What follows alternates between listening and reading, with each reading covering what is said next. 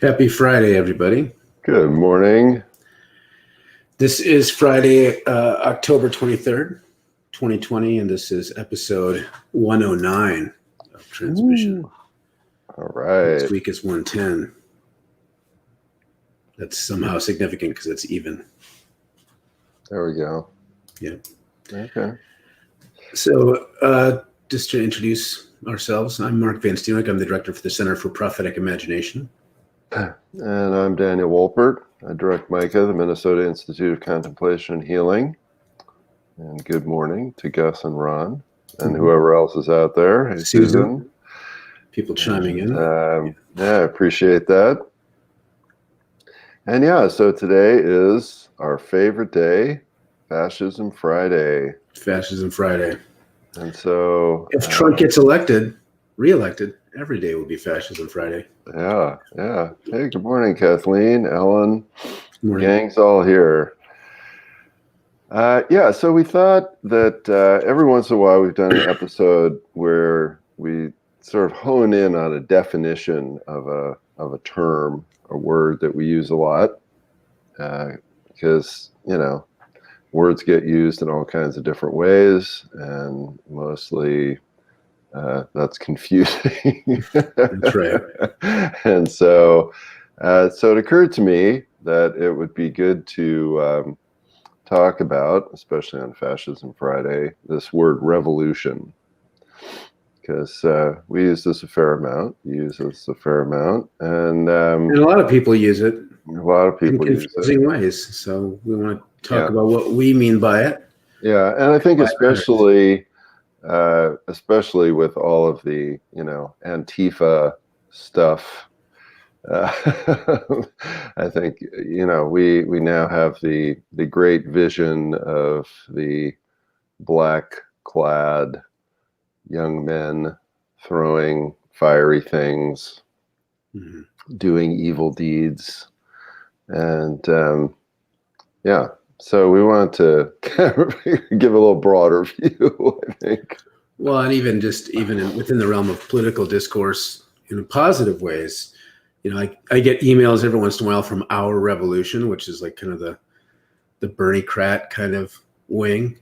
And they're not really necessarily fomenting revolution. It's kind of more of a metaphor. People talk about Elon Musk revolutionizing the car industry. So we just talk about revolution in all kinds of metaphoric and not so metaphoric ways. So it's kind of important. So, all right. So why don't you start? Do you want to start? Yeah. I can start. Well, for me, at the very base level, I like to, reform and revolution are the two words that people usually hear kind of pitted against each other. To me, reform is some sort of, let's make this system better, serve people better. And so we're not going to fundamentally challenge the base or core of the system. We're going to change how it impacts people, who benefits, who doesn't benefit. Revolution is saying this whole system fundamentally needs to change. So if you can use it as a metaphor, it works if you want to say Apple revolutionized the entertainment industry because the iPad actually fundamentally changed it. So if you're going to use it in that sort of way of talking about it, in a more metaphoric, non-political way, it means fundamental change. And when we're talking about politics, it gets really murky because almost every revolutionary recognizes that reform is part of the soup. The question is usually when people who, I think it gets foggy, is when you have people who are really reformists saying we need to revolutionize this system, but it's kind of like a sneaky way of saying super reform it. So that's where it gets confusing.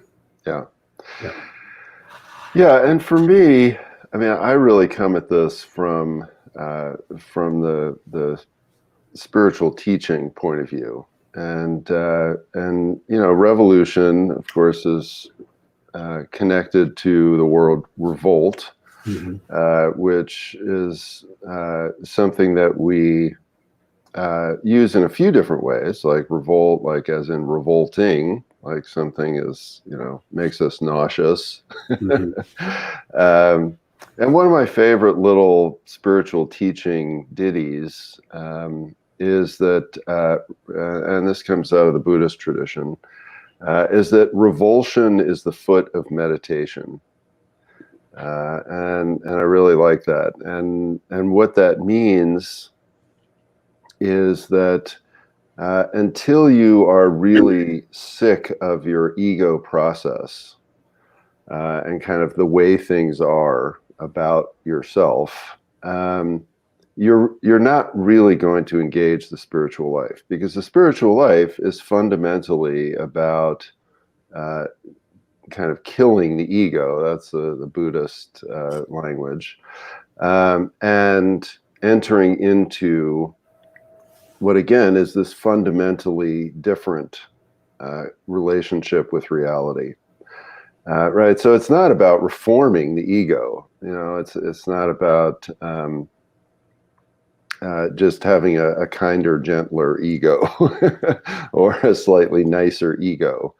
It really is about getting rid of that particular way of relating to yourself and to others and to reality, and having a totally different way of doing that. But you're going to hold on to that ego process until you're revolted by it. Mhm. And so to me, that's the basic definition, in a sense, of this term revolution. That it's like, like Gus is on here and has been on the show a couple times, and works with those living outdoors. And it's like, until you're fundamentally sick of the reality that in every American city you can go to a park now and there are people living outdoors and clearly suffering. And it's like, until you're totally sick of that and you say, no, everybody should have a safe, nice place to live indoors, you're not going to do anything about it, right? You're just going to kind of tinker around the edges and say, oh, well, let's build another temporary shelter, or let's build a stronger tent for them to live in. That's what Minneapolis did a couple of years ago, a bigger, nicer tent. Mhm. You're just going to reform the system, and you're not going to say, okay, what is the basic problem here, which is that housing is in this capitalist economy. That's going to always mean that there's going to be a certain set of people that can't afford homes, et cetera, et cetera. Mhm. And this is where it gets interesting, is when you're talking about revolution, you can kind of lean more into sort of the strict materialist side of things, which is, a lot of Marxists I know, they feel like any talk about, inner change is kind of like a little bit of a misdirect. And it sometimes can be. We talk about this too, like how it could be a form of spiritual bypassing. But there's this way of people want to talk about, if we need to change the systems, and that'll automatically change how we relate to the system, which is true. But then people tends to be a little bit more on the anarchic side of things, say, well, no, we need to fundamentally change how we perceive and engage the system and change our relationships in order to change the system. And that's also true. So there is this tension. You can't, and lots of my favorite thinkers, Paulo Freire talks about how you have to elevate the consciousness of the oppressed as part of the revolutionary task. Gustav Landauer, one of my favorite revolutionaries, said, even if we win the revolution, if we haven't done this inner work of fundamentally changing how we relate to the land, to the spirit, to ourselves, to one another, then we're just going to rebuild the very thing we're revolting against. Yeah. And so this is where there is this tension, and revolution can happen at different scales. Like if a church, for example, like when people in Christian spaces talk about revolutionary, this is what I wish they meant, is that they fundamentally changed the way they did things together. Like, hey, we're going to talk about redistributing our wealth. We're going to talk about who has power in this system. Those are revolutionary type questions. Yeah. Reform questions are, how can we make this work better for those people? Yeah. When I think about a reform question, I think about, let's have another committee meeting to discuss how we're going to, give another $10 to people that are having a hard time.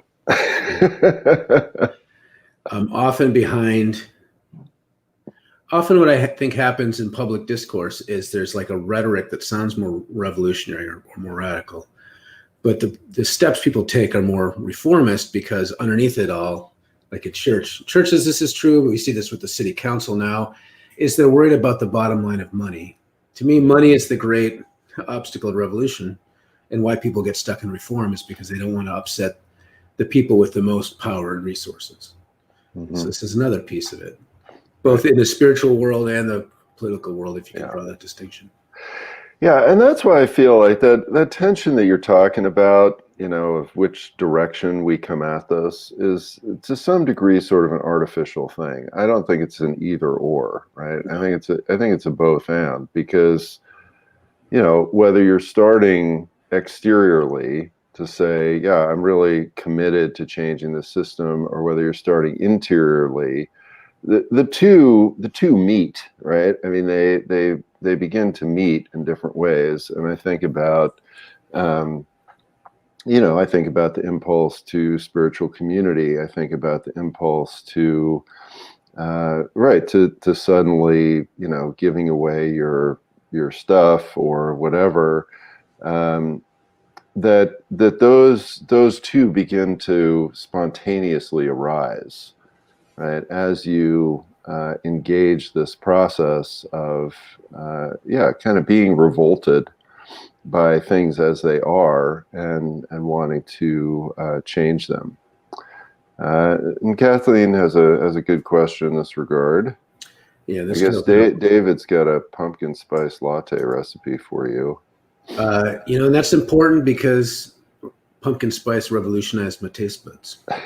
It didn't reform it.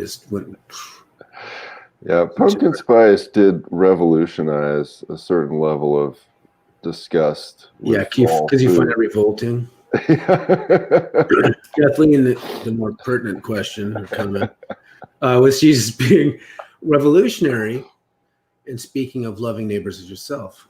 I mean, I would say that has revolutionary implications. And then we saw how he acted it out was revolutionary. I would say that is revolutionary, because what the ego self does is it prioritizes self over everything else. And I think we're seeing that right now in America, right, with our response to the pandemic. I mean, the American response to the pandemic is classically ego-driven, right? It's just all about me, As long as I'm fine, or I'm safe, or I'm getting to live my life the way I want, I don't really care what happens to anybody else. And, these tales I hear of overwhelmed hospitals and people dying, it's like, whatever, I'm fine. My family just went to the lake. We're all okay. Right? You hear this all the time. And so, yes, to love, i.e. to put your heart and desire towards the other rather than towards yourself, is fundamentally revolutionary, because it has to, you have to kind of overthrow this ego process.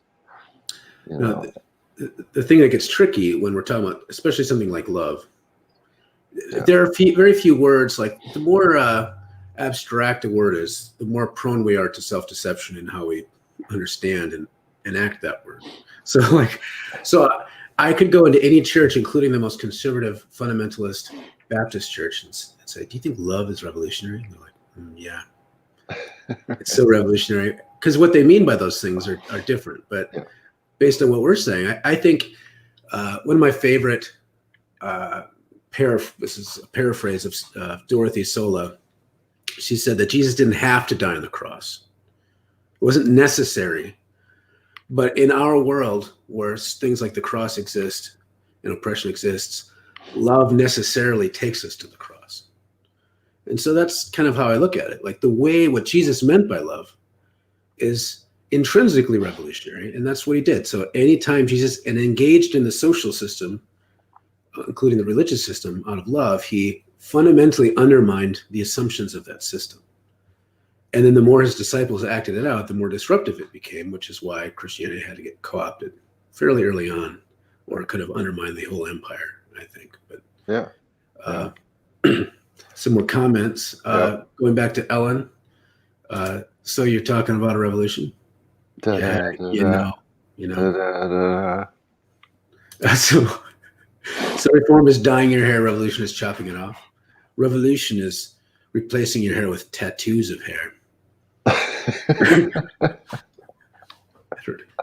When it comes to hair care, I'm not sure what the revolutionary thing is. Yeah, revolution might be not spending millions of dollars taking care of your hair. Maybe that's revolution. I think Donald Trump needs a hair revolution. Susan writes, centrists who try not to rock the boat and make change slowly don't acknowledge that in our political system, the 4 or 8 year election cycle is very disruptive to effective slow change. I think that's true. The Republicans have capitalized on the Supreme Court nominations because it assures long-term control of policy. This is one of the issues with when talking about reform or revolutionary politics. We have short memories. So like one of the things, I think progress is generally a myth. People talk about the myth of progress because when people say progress, which is generally kind of can be reformist language, doesn't have to be. But when they say progress, they often assume it's inevitable, which isn't the case. And that as long as we keep moving in the right direction, it's always good enough. As long as we're just keep moving things in the right direction, that's enough. Revolutionaries tend to see this as like, no, because it's too dynamic of a system. These slow changes don't accrue as much as you think. In fact, we get so complacent and used to the system that we don't even realize that we're moving the opposite direction sometimes. And then revolutionaries will point to big things like climate change or other looming crises as a need for a fundamentally different way of doing things. And so this is usually where the argument goes. And it comes up a lot in election cycles because some people think engaging in electoral politics at all is not enough. And it becomes a big debate over how you vote and who you vote for this time of year. Yeah, and when you talk about something like progress, and when we're talking about these issues of reform or revolution, I feel like we also have to be very clear about whether or not we're talking about process or content. That's right. So if when you talk about progress, if you're talking about materialism, well, obviously there is progress. I mean, here we are doing this broadcast live on this thing called the internet, using these computers, and you all are listening. And right. I mean, that was not possible in the 11th century, right? So there has been material progress. But if we look at the process by which human beings are engaging themselves and others, there basically has been no progress, which is why you can read an ancient spiritual text and go, oh, that sounds really familiar. If there'd been a lot of progress, you would read some psychology text from the 11th century and you'd go, wow, people were really screwed up back then, but we've come a long way. But that's not what happens. You read that and you go, oh yeah, that sounds exactly like we are right now.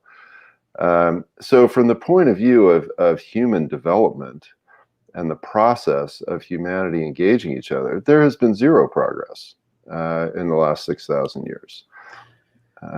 Just to add a little bit of extra seasoning to that too, I think what Dan's talking about, how if we look back and with an honest assessment, we might see ourselves as fundamentally the same. But this is why I think there's a vested interest in people with power of making the past always seem as horrible as possible. And what that does is and I'm not going to say the past is rosy, but I'm also going to say the present isn't either. But if you can make the past seem really freaking horrible, then you can step in as a leader and say, look, we have it so much better than we did then. Because back in the Middle Ages, everyone was murdering each other 24/7. Or like we think of the Wild West as this lawless and violent time, when statistically we find that at times it wasn't any more violent than now. It Depends on what you're talking about, where it wasn't widespread. Like we do this thing where we twist the past in order to make what we're doing now seem always better. Right. And that's, I think, a trick that people Yeah. play sometimes. Not that I don't care about medicine and stuff, but that's the first kind of progress that Dan was talking about. We can have very egalitarian society and technologically advanced medicine at the same time, I think, if we try hard enough. Yeah. Gus writes, there's also the radical flank effect. MLK's nonviolent change becomes slightly more palatable because there's the threat of those not committed to nonviolence, like Malcolm X, the Deacons, Black Panther Party, etc.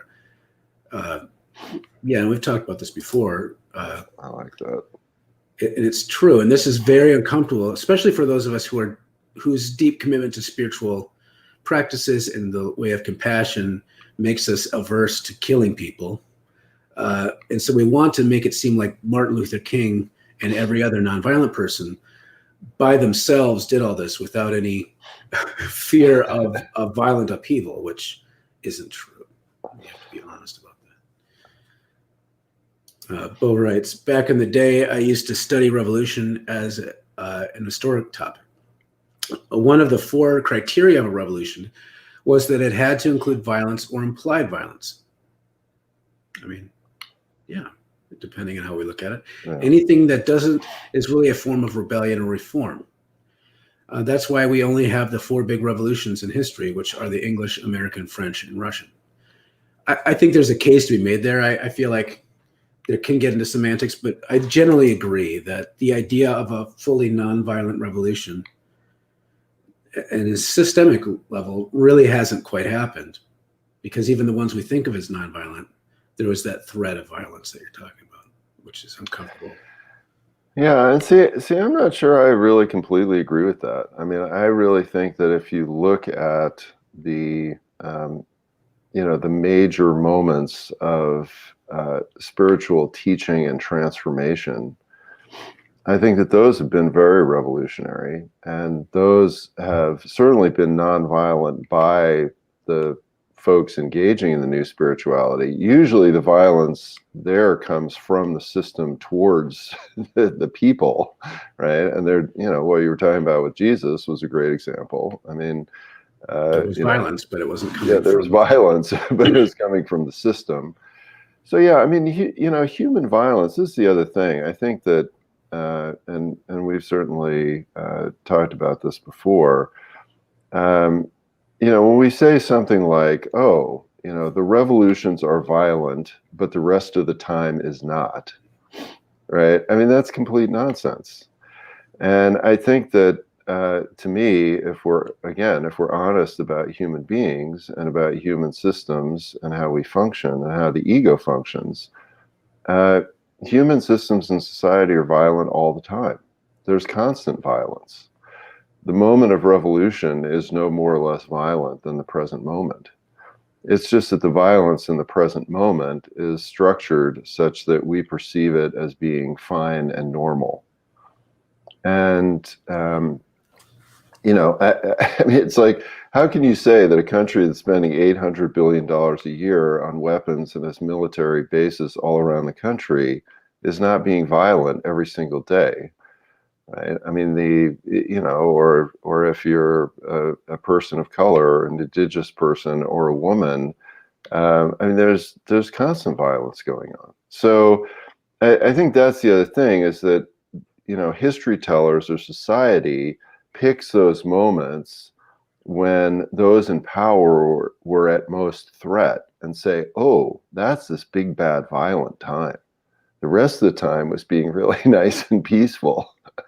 It's like, that's not true at all. No, that's not true at all. Systemic establishment violence is often always hidden because it's a little bit more persistent and baked in. Yeah. And so we often downplay that. So that's why, again, we talk about this fairly often. But when someone says, oh my God, America's getting polarized, I'm like, it was polarized before, but it was sustained polarization that didn't affect the dominant culture as much. But if you're a Black person, you haven't ever experienced non-polarized America. Right. So I think revolution comes in way. It might be helpful, and I guess in my mind, one way that I could slice and dice this, if you're talking about revolution with a capital R, and you're talking about it when it comes to an entire society, then maybe yes, it's fair to say when we're talking about revolutionary wars that fundamentally changed a society, those aren't very common. If we're talking about revolutionary, the way I would maybe say something is anarchic or anarchistic, like I don't think we've ever really had much by way of pure anarchism, but you can point to things as being anarchistic, something that undermines top-down authority. And the same for any time we engage in a system in a fundamentally different way, it's revolutionary, maybe with a lowercase r if we want to quibble over language. But I think the thing is, if you get enough of those little r things together in a system, it's just fundamentally revolutionary in a deep way, and it accumulates maybe to uppercase revolution. I don't know. One of my favorite, David Graeber, who passed away recently, wrote things like Bullshit Jobs, Debt. He wrote a little tiny pamphlet called Fragments of an Anarchist Anthropology. And I liked what he says. He said, anytime any group of people fundamentally changes their ways of relating with one another and it upends established social hierarchies, that is a revolution. And I think whenever I say I want churches in particular to be revolutionary, that's what I mean. We need to fundamentally change how we relate to one another. Ceres is saying maybe we can see movements as an ecology and that there are various parts that connect to it. Maybe that can help reduce the need of falling into false binaries that we make between changing systems or ourselves. And I agree. I don't know. There's a link I'll leave up for a moment. The AYNI, I'm not sure what that means, Institute, Movement Ecology. Yeah. Yeah. No, I think that's a great way of thinking about it. And I actually wish that people within movements would see that more rather, and this is a great example of the ego process, right? Is that rather than seeing that movement space as an ecology that we all just plug into in different ways, usually people then sort of fight over, who's right, who's more radical than the other group, et cetera, et cetera. And of course, that just replicates this process of the system and undermines the strength of movements.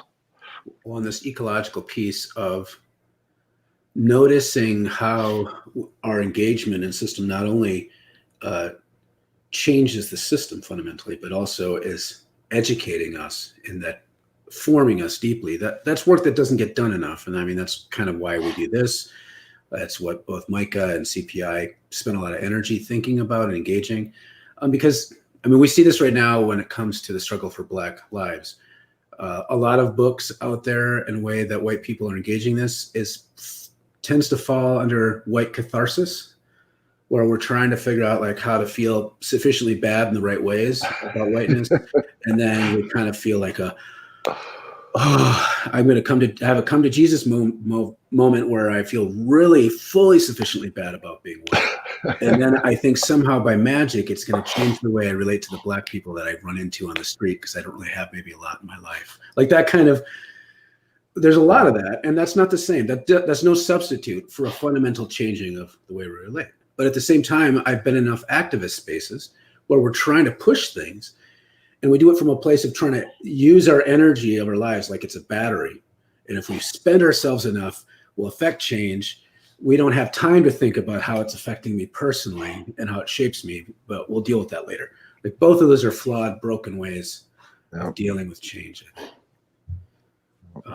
Ellen has to say, literally had that conversation, we can't help everyone all the way last night, Dan.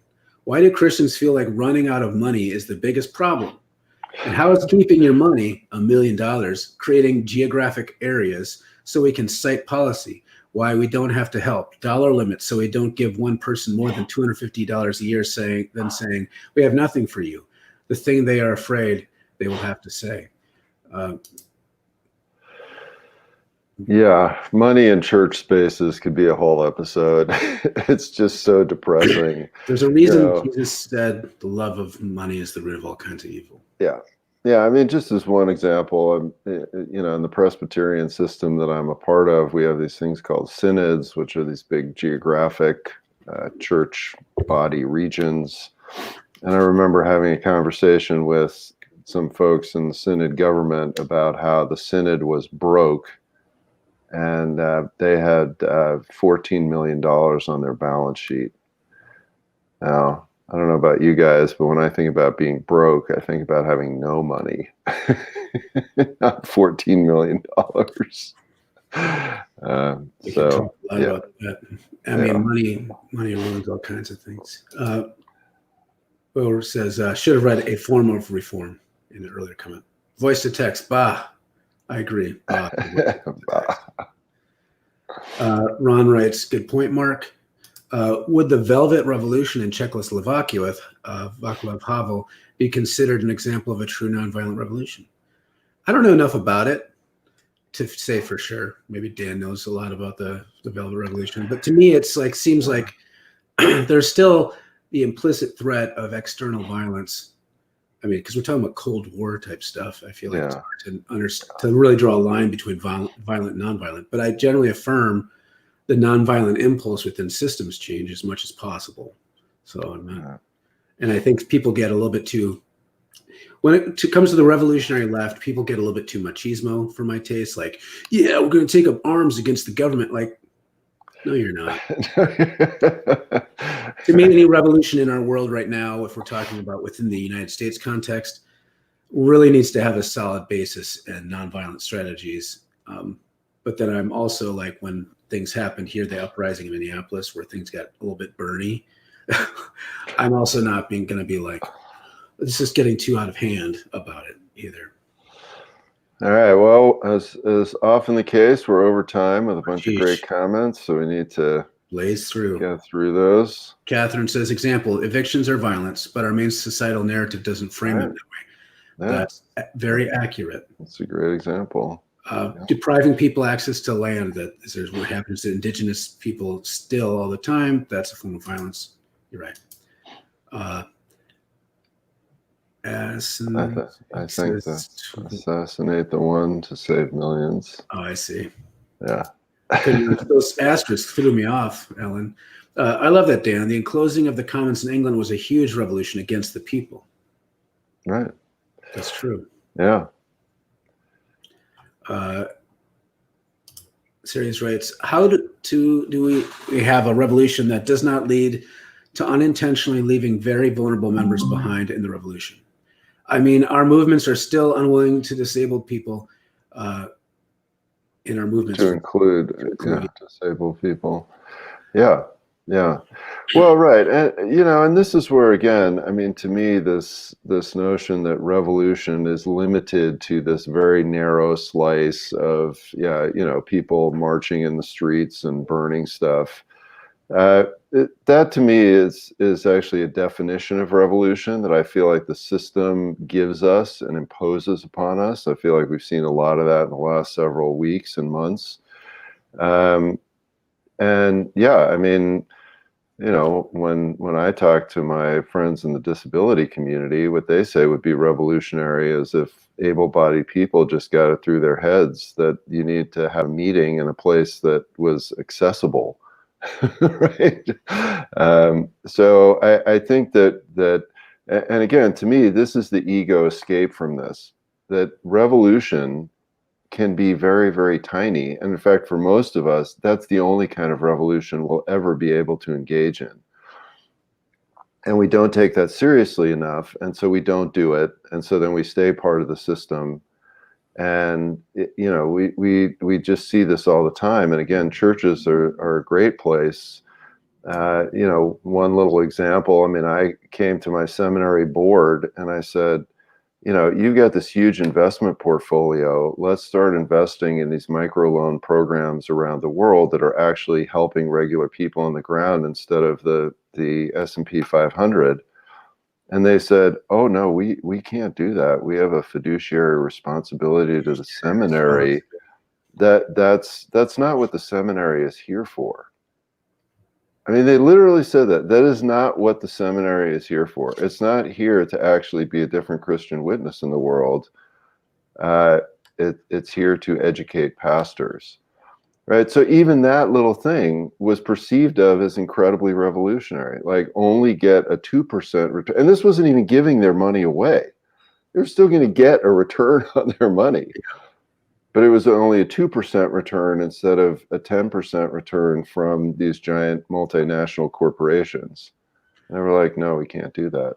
I mean, So, yeah, I think we need to take our view of revolution and make it really small, because that's actually much more personally threatening to us and to the systems we engage in. I think if we keep our emphasis on fundamentally changing relationships, I mean, that how we relate.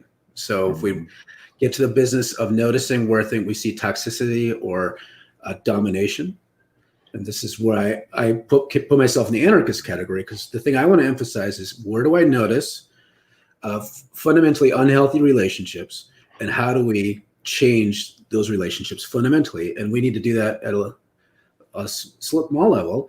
And then if we see that there's an opportunity to affect larger change, I think we need to be willing to be courageous to do that.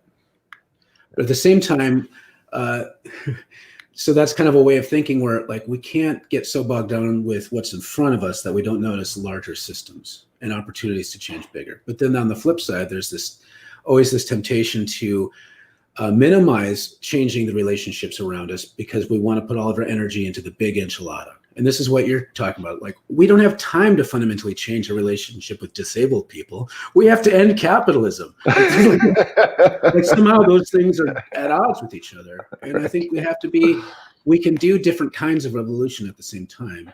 If by revolution we mean fundamentally changing relationships. I think it's all Kathleen writes, I was taught as a child the American Revolution was great because it freed us from the tyranny of a monarchy. Now I wonder, was it really that much better? Especially because Canada didn't even have to go through that to kind of get to be their own country. We could have been like Canada if we just waited a little bit longer. And we'd have, like, she'd be on her money, the queen, instead of like these, these dudes that we see all the time. Ceres writes, white catharsis. That describes a lot of allyship training. Barf. Yep. Well, yeah. Let's have another book group. Catherine writes, how do we assess the strength of good radical work in a way that doesn't depend on it directly resulting in immediate massive change, and then yelling at each other and blaming the quote-unquote failure of that not happening on the other relatively poor people not being quote-unquote revolutionary enough? Yeah. Right. Well, and I think it's this this change of relationship that you're talking about, and this evidence of personal transformation and personal process change. The Iona community gets together and they have these little accountability groups, and they just ask, it's just 3 questions, and you have to get together every year with your little accountability group, and you say, what are you doing with your time? What are you doing with your money? And what are you doing with taking care of yourself? And that's the assessment. And is that moving more towards the revolutionary spiritual life or not? So I think that's a great little rubric. Ron writes, appreciate you guys. Thanks. Well, thank you. Ron. It's actually really encouraging to hear. Yes. Ellen writes, the people in my committee called microloans, quote, keeping the poor in debt and becoming a moneylender. Aren't microloans usually not usurious? Like, they're low interest, right? Right. I mean, I don't think. Yeah, we can talk about debt. Let's move on. Good stuff, guys. Very enlightening for me. Thanks, Ed. Thanks, Ed. Appreciate it. Final comment from Scott. We need consistency from the macro to the micro, but the most dominant and vicious powers do have to have a certain priority and focus, because solidarity with the least of these is paramount over our personal struggles. There's a lot to unpack there. I generally agree in the sense that everyone always has to figure out how to prioritize our energy. That's part of the challenge. And among radical types, in particular, it's easy to get fatigued and overwhelmed because there's so much crap. We do have to prioritize. The thing that I don't like about that happens is there's a dishonesty that creeps in, and a way of prioritizing that brackets things off. So what I mean is this.